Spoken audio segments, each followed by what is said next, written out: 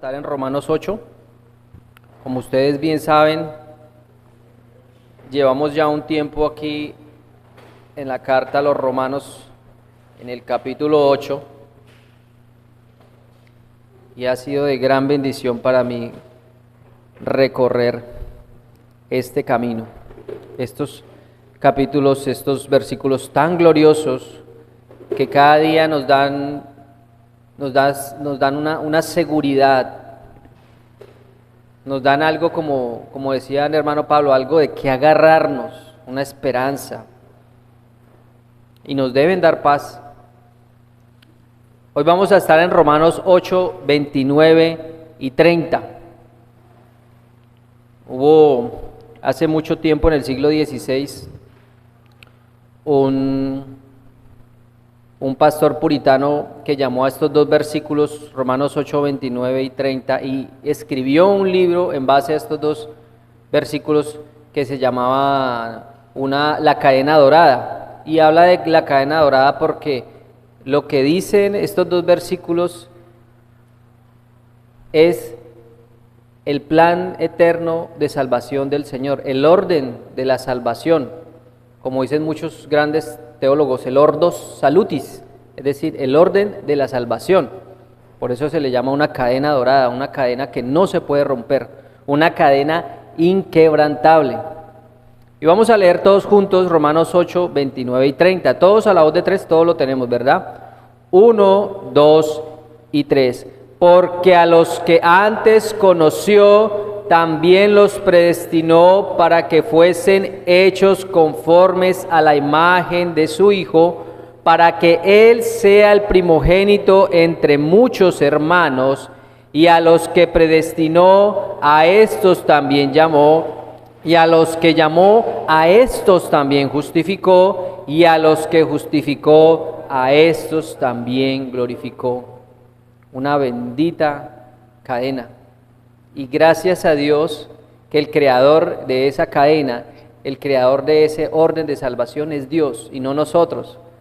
Porque si fuera por nosotros, si fuera por nuestros actos, eso se quebraría, porque nosotros a veces somos inconstantes, pecamos, fluctuamos, subimos, bajamos.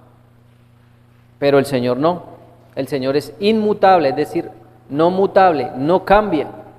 No cambia, y lo que Él dijo desde antes de la eternidad, desde antes de la eternidad en el pacto de redención, así es, así será, así es. Entonces esto nos da una confianza, y cada vez que leemos y tocamos esto frente a las personas que no son creyentes o incluso de algunas denominaciones, cuando hablamos de la predestinación, de la doctrina de la predestinación, cuando hablamos acerca del llamamiento eficaz, cuando hablamos de la expiación limitada, como que no lo aceptan. Aún el incrédulo dice, no, si Dios quiere. El incrédulo también dice, no, el Señor hará su voluntad. El incrédulo también dice, no, eso pasó porque Dios quiso que pasara. Pero cuando hablamos de que Dios tiene a unos elegidos para condenación y otros elegidos para salvación, a unos que pasa por alto, a unos aprueba y otros reprueba, cuando hablamos de eso, de que Dios ya los tiene, no lo aceptan. Uy, no, ¿cómo así? ¿Cómo así? O sea, me están diciendo, sí, todo pasa por voluntad de Dios, pero cuando hablamos de esto, dicen, no, ¿cómo así?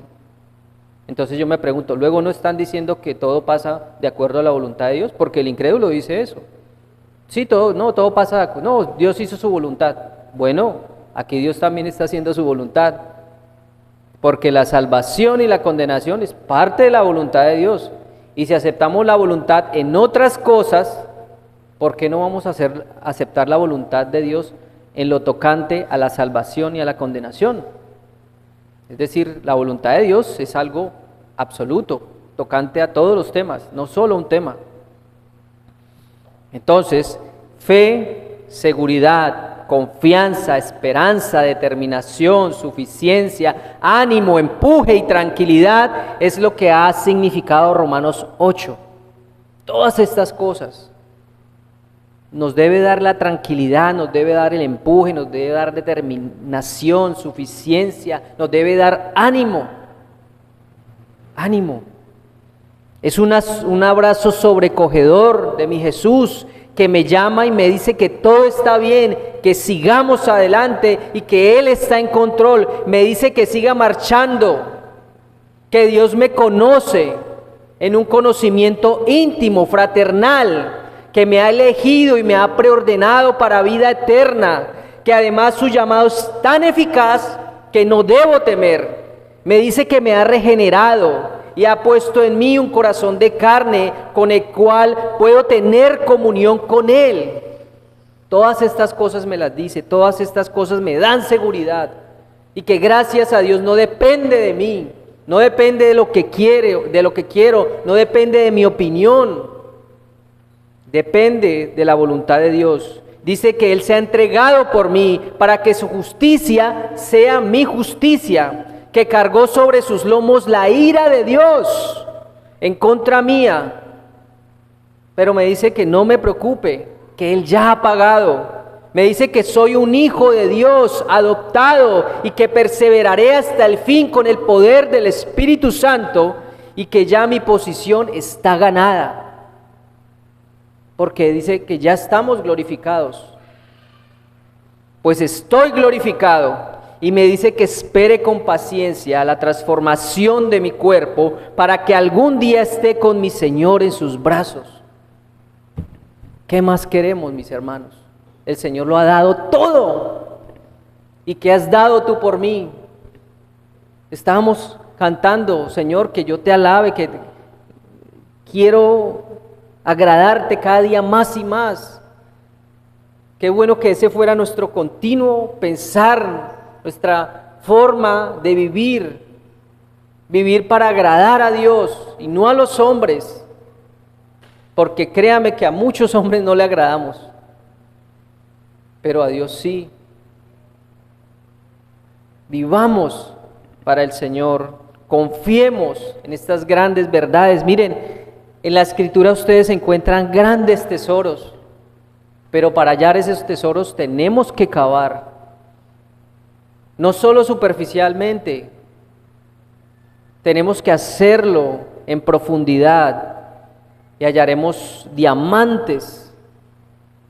Esos diamantes, estas perlas que nos dan seguridad, nos dan confianza, porque no hay otra manera de vivir que vivir apegado y agarrado de la palabra, sino cómo vivimos sin una esperanza.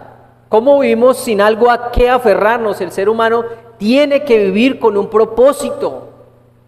El ser humano tiene que vivir algo a qué aferrarse, tiene que aferrarse de algo. Muchos se aferran de su familia, muchos se aferran de sus trabajos, muchos se aferran de otras cosas, pero esas cosas son efímeras, son vanas, pasan, son corruptibles, se dañan, no son eternas. Si yo vivo por mi esposa, si yo vivo por mis hijos, si yo vivo por mi trabajo, todas esas cosas se acabarán. Y cuando una de esas cosas deje de existir, va a venir la catástrofe a mi vida, va a venir la desestabilización a mi vida. Pero ¿qué pasa si yo me aferro de Dios? Si yo tengo una comunión íntima con Dios, las cosas de este mundo van a acabar, pero no me van a desestabilizar, porque es que yo estoy aferrado de Dios, yo estoy aferrado de la vid verdadera. Claro que van a haber cosas que me van a afectar, que me van a hacer de pronto sucumbir, trastabillar, pero voy a estar firme, porque mi fe está firme, porque mi fe es con Dios y no con las cosas pasajeras, porque mis hermanos, repito, reitero, todas las cosas pasan, las personas les van a fallar, los trabajos les van a fallar, pero el Señor no les va a fallar, se los aseguro. Y cuando ustedes se sientan solos, cuando se sientan amedrentados, cuando se sientan asustados, cuando se sientan afligidos, es porque son ustedes los que se han alejado del Señor. Son ustedes, soy yo el que me he alejado. El Señor no se aleja de sus hijos. Nosotros a veces por rebeldía nos alejamos del Señor, pero Él siempre está ahí para sus hijos, para sus escogidos, para sus elegidos. Estos eslabones que son con los que están hechos una cadena. Los eslabones con los que están hechos la cadena de la salvación, esta cadena dorada, fueron forjados por el Padre, por el Hijo, por el Espíritu Santo, y su alcance es eterno, no tiene límites. Su distancia es inconmensurable, su poder es sin comparación. Esto significa y da valor a la salvación ganada por nuestro Señor Jesucristo. Su distancia no se puede contar. El Señor lo ha ganado todo por nosotros, y nosotros quedamos, como decía, y otra vez me refiero a los himnos que cantamos, nosotros ¿qué tenemos que dar? Nuestra vida. Eso es lo que pide de nosotros, nuestra vida en su servicio. Eso es lo que podemos dar, no sus posesiones, no lo que usted tenga material, no, es su vida, es su ser. Por eso Él dice que lo amemos con la mente, con el cuerpo, con el corazón, con el alma, con todas sus fuerzas, con todo lo que usted es, con todo lo que piensa, con todo lo que practica, con todo lo que hace. Él requiere una entrega máxima, una entrega total. Y llámelo como quiera, llámelo fanatismo, llámelo como quiera, pero eso es entrega al Señor. Y unas ideas claves para tener en cuenta en estos dos versículos de Romanos 8, 29 y 30. En la eternidad pasada Dios conoció de antemano a sus hijos, a los que antes conoció. En la eternidad pasada Dios decretó la salvación para los que Él ama, la predestinación. En la historia Dios llama eficazmente a la fe salvadora a los que ha predestinado, a los que antes llamó. En la historia Dios declara justos ante Él a los que confían en Jesucristo, la justificación. En la eternidad futura, Dios resucitará a los creyentes para la vida eterna con Él en gloria, la glorificación. Entonces el Señor, como dice la primera parte del versículo, a los que antes conoció, también los predestinó. Claro, ¿para qué? Para que fuésemos hechos conformes a la imagen de su Hijo, para que Él sea el primogénito entre muchos hermanos, Cristo Jesús, conocido de antemano y predestinado. Vamos a Primera de Pedro 1, por favor, del 1 al 2. Primera de Pedro 1, del 1 al 2.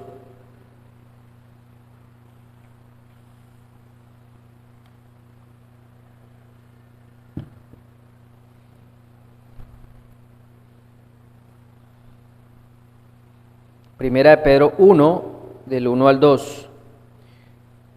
Y por favor, mi hermano Pablo, ¿lo puede leer? Primera de Pedro 1, 1 al 2. Pedro, apóstol de Jesucristo, a los expatriados de la dispersión en Ponto, Galacia, Capadocia, Asia y Bitinia, elegidos según la presencia de Dios para la santificación del Espíritu, para obedecer y ser rociados con la sangre de Jesucristo. Gracia y paz sean multiplicadas. Gracias, Pablo. Pedro está dirigiendo esta carta a los de Ponto, Galacia, Capadocia, Asia y Bitinia. Y me encanta porque dice, elegidos según la presciencia de Dios, según el preconocimiento de Dios. Pre es antes de, preconocimiento. Y este preconocimiento, esta presencia no significa que Dios de antemano iba a saber quiénes iban a aceptarlo o quiénes iban a aceptar el plan de salvación. No, ese preconocimiento es un conocimiento de antemano. ¿Qué quiere decir? El Señor ya había elegido a su pueblo amado. El Señor ya lo había escogido a usted. El Señor ya predestinó a unos para la salvación de antemano.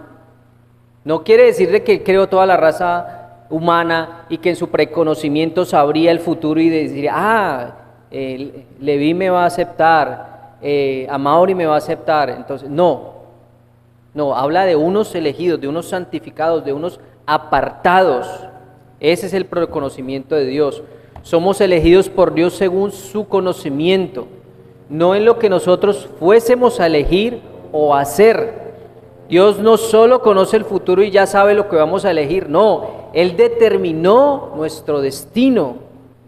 Y esto es con lo que chocan muchas denominaciones, y esto es con lo que chocan aún muchos incrédulos. ¿Cómo así que Dios ya eligió mi destino? ¿Cómo así que el Señor, el Señor, ¿por qué es así de injusto? ¿Por qué el Señor hace esas cosas? Pero reitero de nuevo, otra vez, si dicen muchas veces, no, el Señor hace su voluntad. No, lo que Dios quiera. Bueno, esto es lo que Dios quiso. Y como leemos en Romanos 9, ¿acaso el vaso de barro le va a decir al alfarero, no me hagas así? ¿Por qué me estás haciendo de esta forma? ¿Por qué me estás haciendo tan grande? ¿Por qué me estás haciendo tan pequeño? El vaso de barro diciéndole al alfarero cómo hacerlo. Y dice Pablo que si quiso hacer unos barros para destrucción, para condenación y otros para salvación, para aprobación, ¿qué? ¿Acaso diremos que Él es injusto? No, de ninguna manera. Y como le dijo Moisés, tendré misericordia de quien yo quiera tener misericordia. Y también dice la Escritura, no depende del que corre ni del que quiere, sino de Dios que tiene misericordia. Porque todas las cosas emanan de Él, porque Él es el hacedor de todo. En la tentación, en el desierto, en Lucas 4, el Señor le dice al diablo,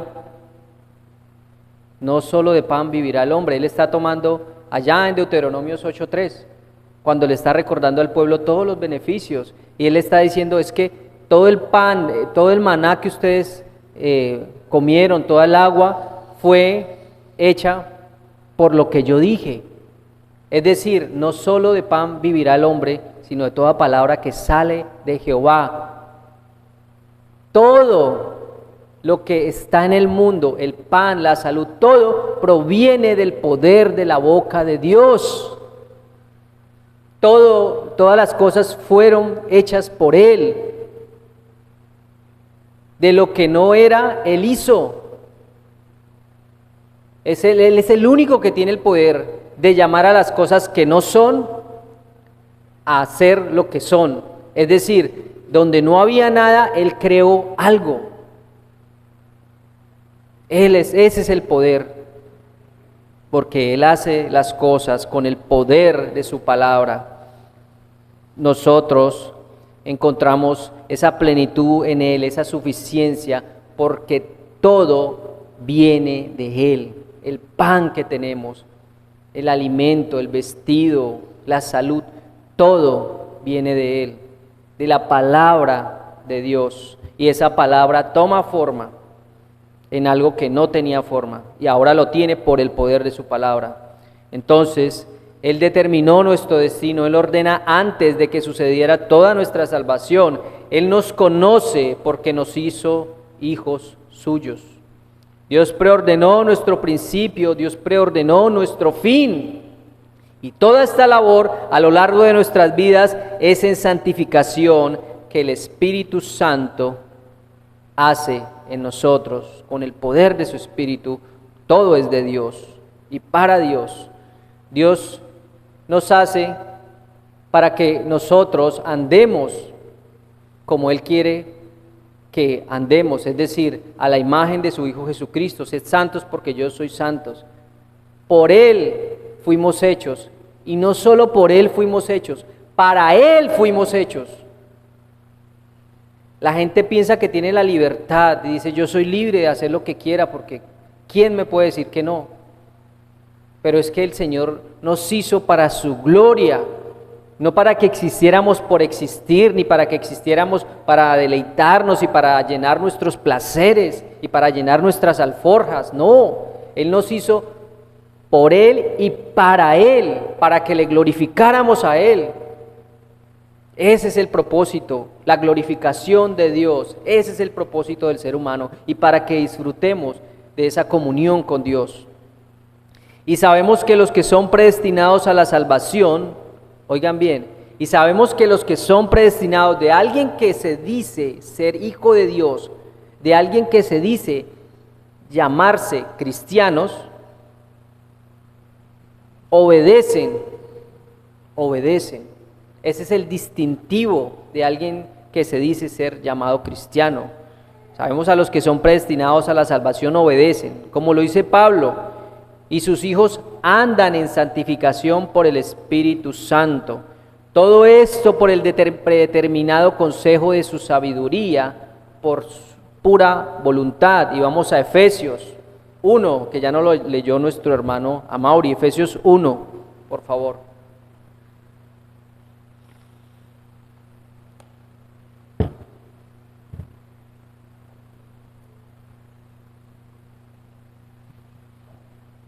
Efesios 1, el verso 4 y 5.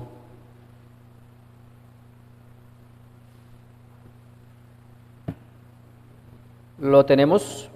Vamos a leerlo todos juntos, por favor. Efesios 1, versos 4 y 5. Dice así la bendita palabra de Dios. 1, 2, 3. Según nos escogió en Él antes de la fundación del mundo, para que fuésemos santos y sin mancha delante de Él, en amor habiéndonos predestinado para ser adoptados hijos suyos por medio de Jesucristo, según el puro afecto de su voluntad. El puro afecto de su voluntad. Y yo quiero que pongan sus ojos un poco antes, en el 3, dice: bendito sea el Dios y Padre nuestro, Señor Jesucristo, que nos bendijo con toda bendición espiritual en los lugares celestiales en Cristo.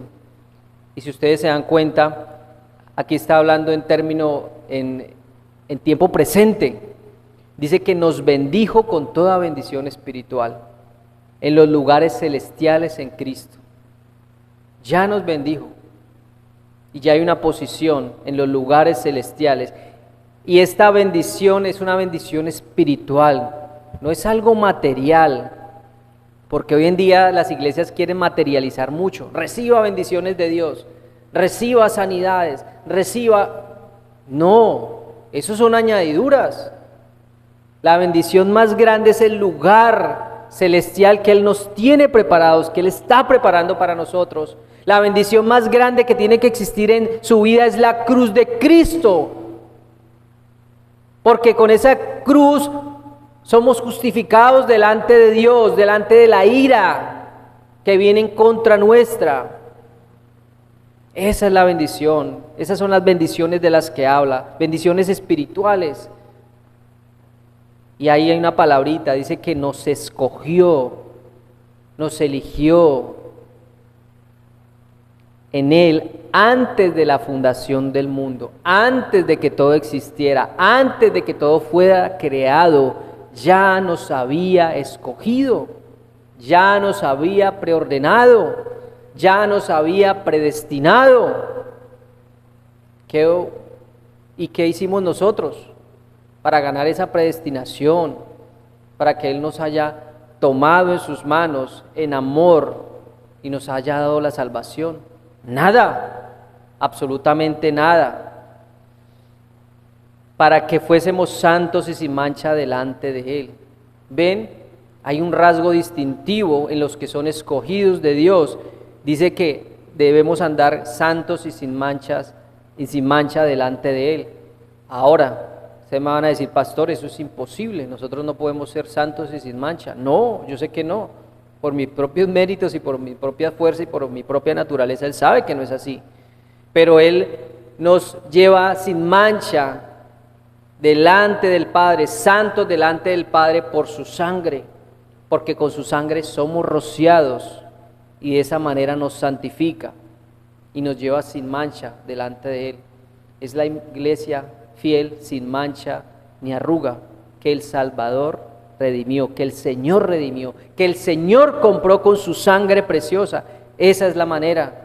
Y todo esto por fe, por creer en eso, creer seguramente, pero creer no se trata simplemente de un sentimiento ni de una condición de pronto temporal. No, creer es una condición que dura toda su vida. Es un estilo de vida, es un cambio de mente, es un cambio de práctica, es un cambio de sentimiento. Es una conducta que dura toda su vida. Algo así como un estilo de vida saludable. un estilo de vida saludable espiritualmente hablando. Entonces en amor, todo esto en amor, habiéndonos predestinado para ser adoptados. Hemos sido adoptados, predestinados para ser hijos suyos. Y esto lo hace por medio de ¿quién? Por medio de Jesucristo, por el puro afecto de su voluntad. Y más adelante dice, para alabanza de la gloria de su gracia, con la cual nos hizo aceptos en el amado. Sigo ahí en Efesios 1, en el 7 dice, en quien tenemos redención por su sangre, el perdón de pecados según las riquezas de su gracia, que hizo sobreabundar para con nosotros en toda sabiduría e inteligencia, dándonos a conocer el misterio de su voluntad según su beneplácito, el cual se había propuesto en sí mismo. Es increíble, y sigo leyendo y cada día estas cosas me llenan de más y más ánimo. La obra tan grande de Cristo. Solo por la iniciativa de Dios son las cosas. Es todo, la iniciativa de Dios. El hombre no tiene iniciativa de buscar a Dios. Ustedes saben, y lo hemos leído en Primera de Juan, nosotros le amamos porque Él nos amó de antemano. De lo contrario, nosotros no podríamos tener una relación con Él, porque si estamos muertos, si estamos en depravación total, si no tenemos cómo buscarle, un muerto no puede buscar de Dios. Es necesario que Él sople aliento de vida. Y ya vivos podemos tener una comunión con Dios, de lo contrario no lo podremos hacer.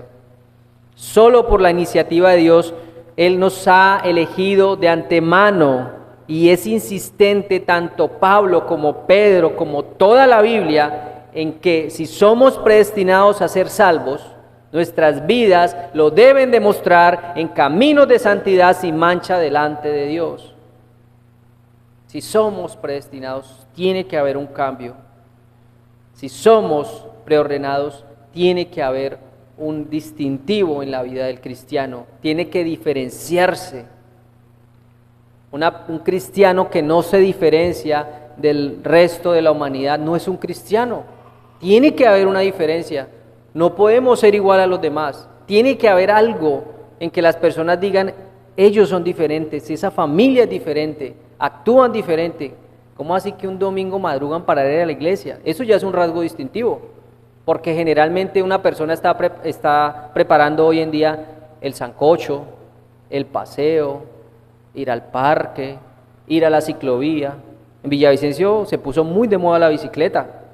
Y usted ve los domingos medio Villavicencio, no estoy exagerando, medio Villavicencio montando en bicicleta. Y eso hay tiendas por doquier de bicicletas. No digo que ahora montar bicicleta sea malo, ni lo esté satanizando, no. Me refiero a que en eso gastan el día de reposo.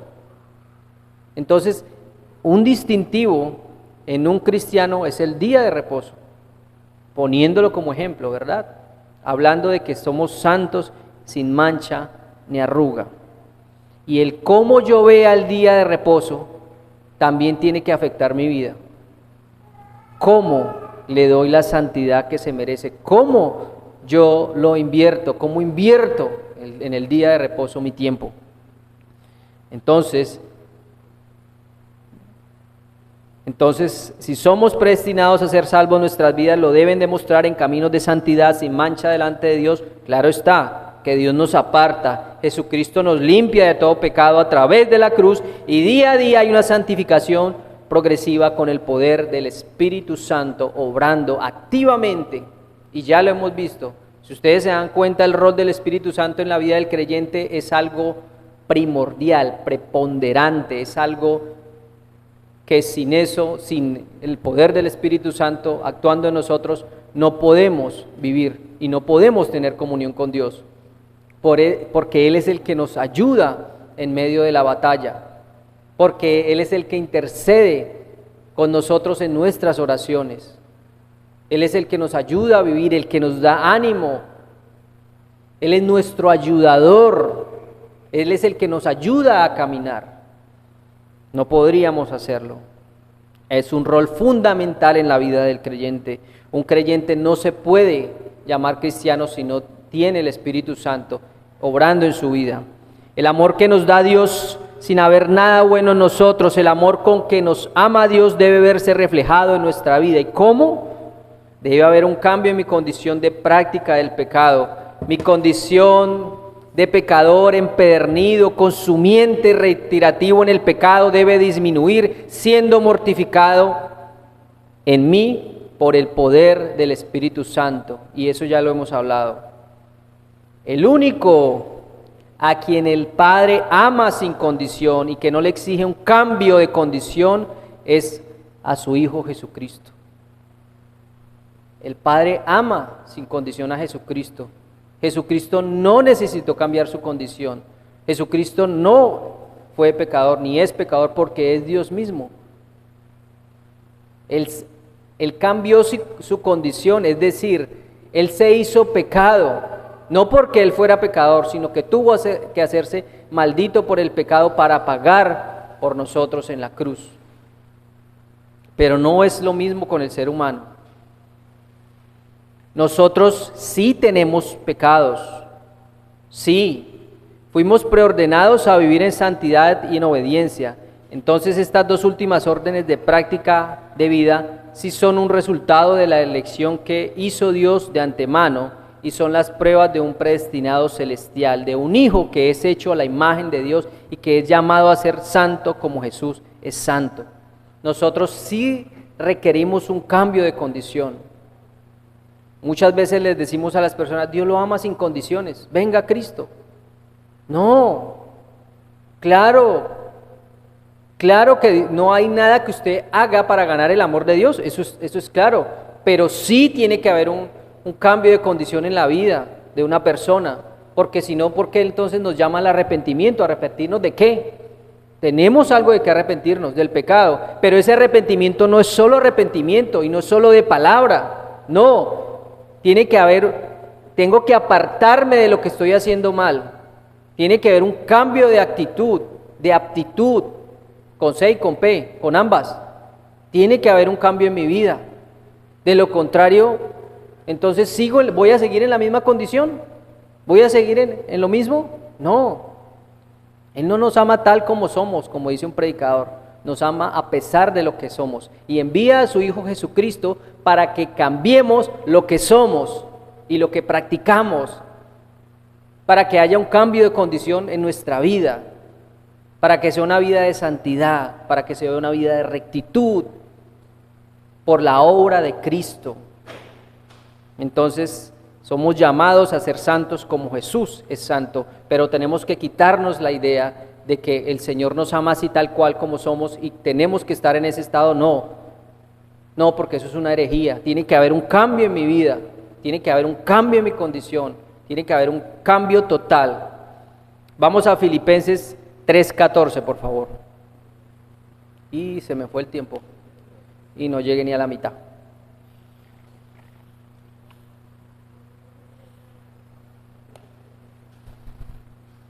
Filipenses 3:14. Y hablando de todas estas cosas, hablando del llamamiento que tiene el cristiano, porque ese preordenado, ese ordenado de antemano, esa escogiencia, ese escogidos por Dios, habla de la soberanía de Dios, ¿verdad? Pero como les decía, esa predestinación requiere un cambio y requiere unos distintivos en el creyente, requiere algo que lo distingue de los demás. Filipenses 3:14, vamos a leerlo todos juntos, por favor, a la voz de 3. 1, 2 y 3. Prosigo a la meta, al premio del supremo llamamiento de Dios en Cristo Jesús. Y ese Filipenses 3 habla de proseguir al blanco, ¿no? De seguir adelante. Y también el mismo Filipenses dice, yo prosigo a andar, a tomar algo para lo cual ya fui tomado. ¿Y eso qué es? Es decir, él está diciendo, yo voy a seguir, ¿verdad? Voy a a seguir corriendo en pos de Cristo. Pero Él dice, Él ya me ha tomado a mí. Dice que Él ya lo ha asido, Él ya lo ha agarrado. Entonces, sí está hablando de que el Señor ya lo había tomado en sus manos, ya lo había apartado. Pero a pesar de que ya lo había apartado, Él proseguía caminando en santidad, proseguía caminando en obediencia, proseguía y seguía. Y hablando de la meta, porque Él siempre ponía como los deportes, los ponía como analogía en el camino de la salvación. Hablando de un deportista que está corriendo una carrera, ¿no? Pero claro, este deportista, o la diferencia de nosotros con los deportistas es que nosotros ya tenemos el premio asegurado. El Señor ya ganó esa carrera, el Señor se abrió paso, Él fue el primogénito, el primero de la resurrección, el primero. ¿Y nosotros qué tenemos que hacer? Seguirlos. Y tenemos una nube de testigos, como lo dice Hebreos 12, ¿se acuerdan? Y dice que nos despojemos de todo peso del pecado, de eso que no nos deja correr la carrera, de eso que no nos deja ser santos y sin mancha delante de Él, aunque Él ya ha ganado esa posición. Pero la predestinación, mis hermanos, no es solo quedarnos ahí y decir, ya soy preordenado, soy predestinado, soy escogido, ya, el Señor lo ganó todo por mí. Me voy a acostar en una hamaca y voy a dormir todo el día. No. Así como hay una preordenación de Dios, así como hay una predestinación de Dios, también hay una responsabilidad del hombre.